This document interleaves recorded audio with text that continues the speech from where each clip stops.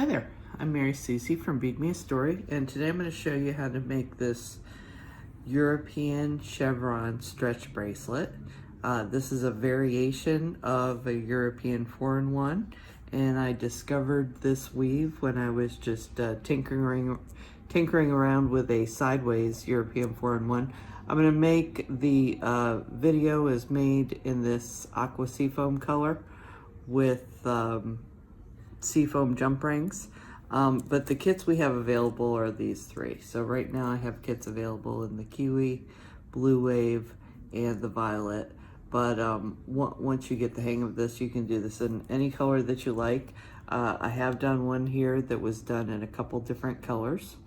Okay, so you can see what that'll look like if you do the inside and the outside, two separate colors. And you can have lots of fun with this. It does stretch. Okay, so it's going to fit over your hand a little bit better because it does that.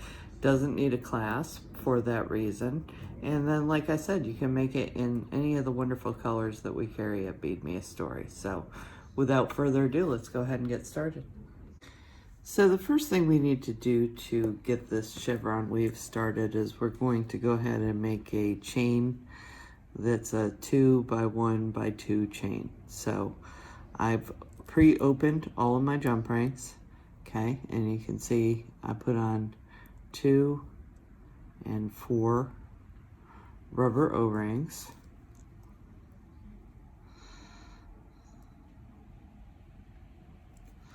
Okay, I'm going to go ahead and close that, and you can see that if I spread these out, I've got 2, 1, 2. So now I'm going to take another jump ring, and I'm going to pick up 2 more rubber O-rings.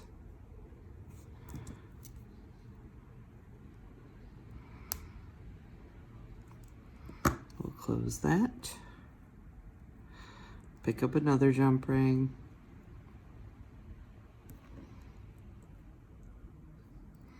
Pick up 2 more O-rings. And close. Okay, so we're just going to keep doing this. We're going to make this chain as long as we need to make it. There is a size chart in each kit to tell you exactly how many rows you're going to need. And in this case, I'm just making a medium-sized bracelet. So I am going to do 39 jump rings and 40 rows of 2 O-rings. So we are now going to go ahead and start squishing these rows together, and I'll show you how we're going to do that. So when we start working into this row, I want you to notice that the row that's farther away from me, that those rubber O-rings are sitting on top of the ones that are closer to me, and those are a little bit underneath. And notice the pattern of the jump rings. So I want to skip the first row, and I'm going to be working on the third and the second row. And I'm going to kind of support this underneath with my hand. I want to go down through just the top O-ring of the third row, go down into it, and then come back up out of the O-ring in the second row. Then I'm going to pick up 2 O-rings. I'm going to put 1 on each prong of the jump ring that I just put through here, and then I'm going to close my jump ring.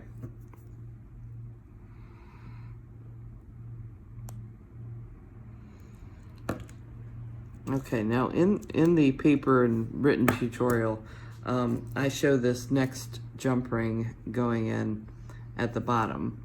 But there's a trick that I'm going to show you in the video, which is that once I get this first row done, now I'm working on the 4th and the 3rd ring.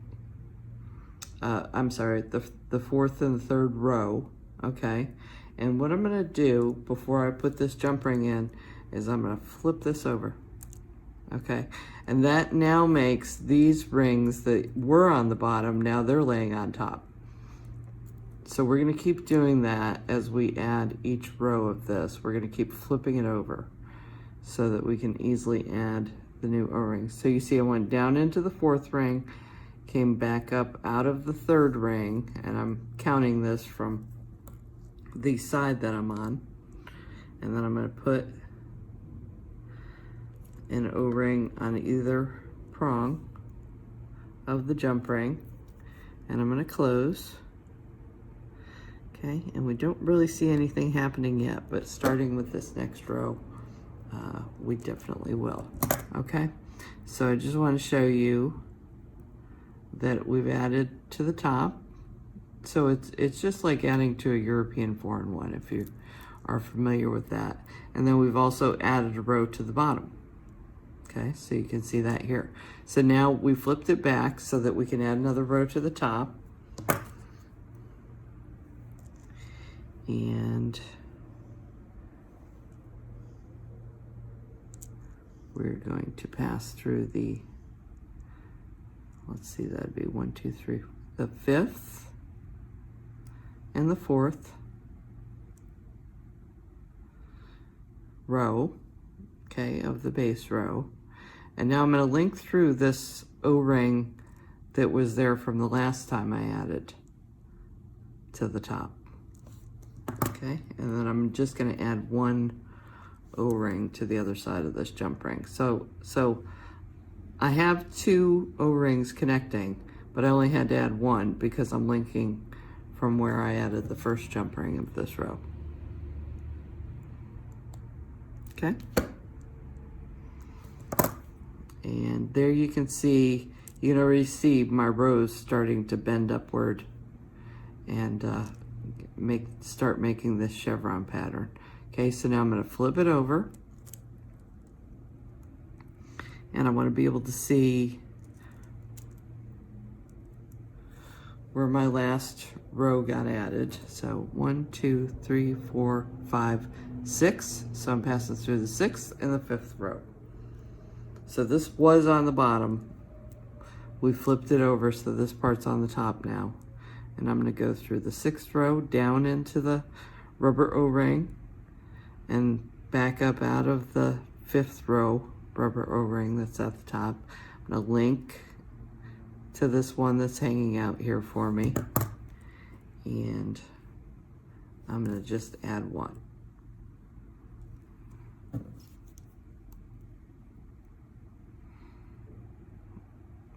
Okay, so now that we're starting to see our pattern emerge, it's going to get a little easier as we add each row. So you notice I flipped this back around.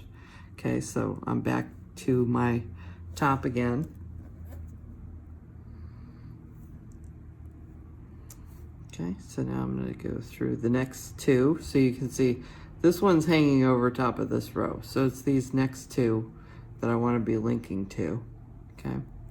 So down through the one that's further to the right and up through the one that's to the left of it. Hook through the O-ring and pick up a new O-ring just on the right hand prong. Close the jump ring. Okay, see that? And then I'm going to flip it over again. This is the bottom.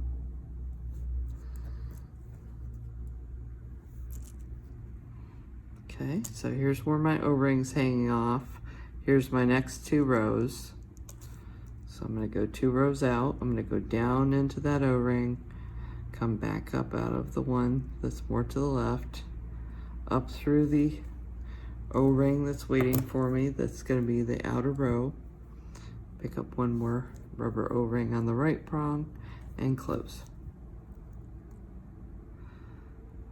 Okay, so we're going to keep doing this pretty much the whole length. You see I flipped it over again.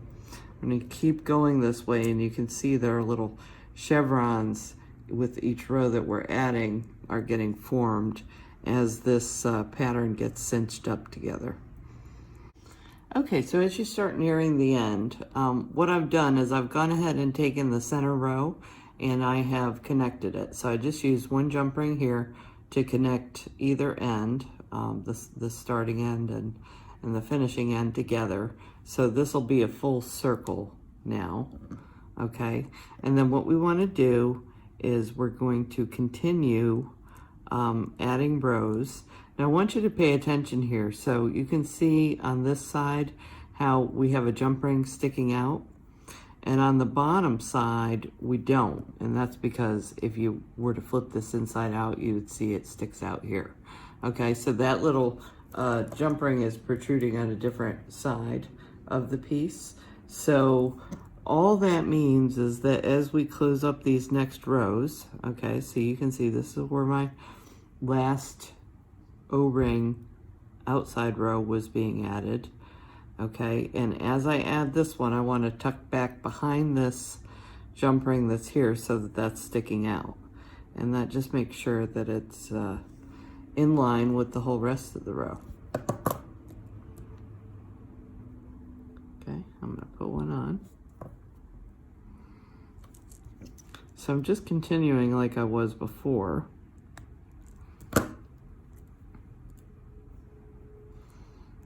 Okay, and then I'm going to come out. Here's where I ended. I'm going to go through the next two, through the top one, down into the one that's two to the right, and then the one that's on the left side of that. I'm going to hook in. Nope, we're still not quite there yet. So I'm going to need another O-ring here.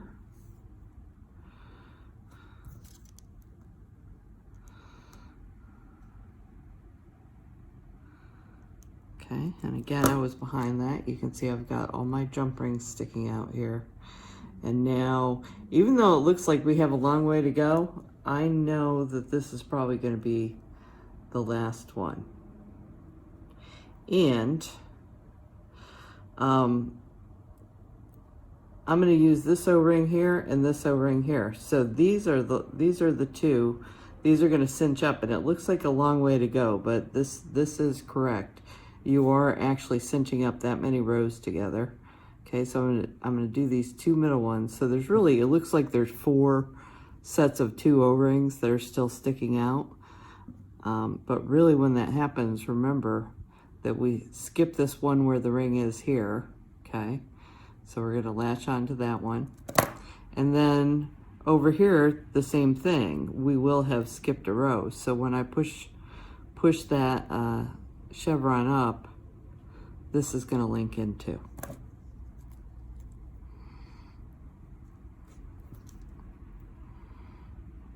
Okay, and that means our whole top is finished, and our chevrons in this area are holding position now. Okay, so it's a little bit easier to see them. Okay, so I'm going to flip this upside down. Now remember, these jump rings were showing from the main row. They were sticking out down here. On this side, they're sticking out to the back side. Okay, so we want to make sure that as we add our jump rings in here, that we are linking them in front of this. Okay, so that you're not going to see this ring. This would be the ring that would be sticking out that I'm referring to. Okay, so we want to make sure that we're in front of it. Okay, so we're going to go, here's our O-ring, so we're skipping this row here, and we want these next 2 rows, this next peak. Okay, and let's see, that's a good long way, so I'm going to need one more rubber O-ring.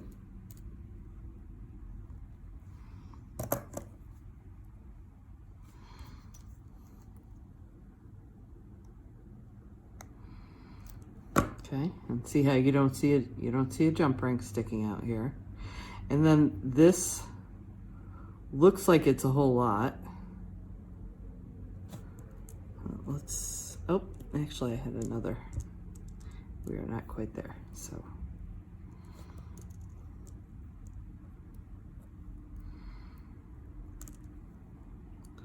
Let's go through again on the next peak. grab this O-ring that's here.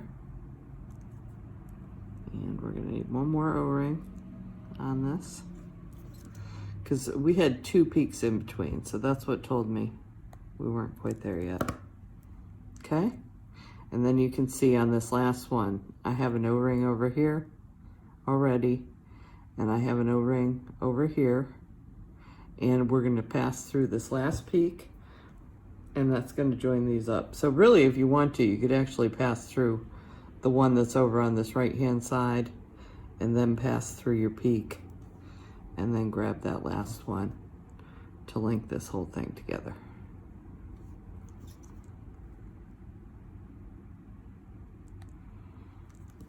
Okay, so what you end up with is a perfect circle. Okay, we don't need a clasp, we don't need anything else. This is slightly dimensional, but really not too much. It's not going to stick up from your wrist very much, and it's a neat treatment for European weave, and to understand that whole going down into one ring and up out of another one and adding more rings to it. And that should do it for us today. So I hope you've enjoyed this new project. This is an original design of mine. Be sure if you make and sell these that you give me credit for the design, and be sure to like and follow us on YouTube, and you can find all the supplies as well as the kits we have available in these 3 colors. If you're unsure still of sizes and things like that, we do have kits available that have full color photo and written instruction at beadmeastore.com. Thank you so much.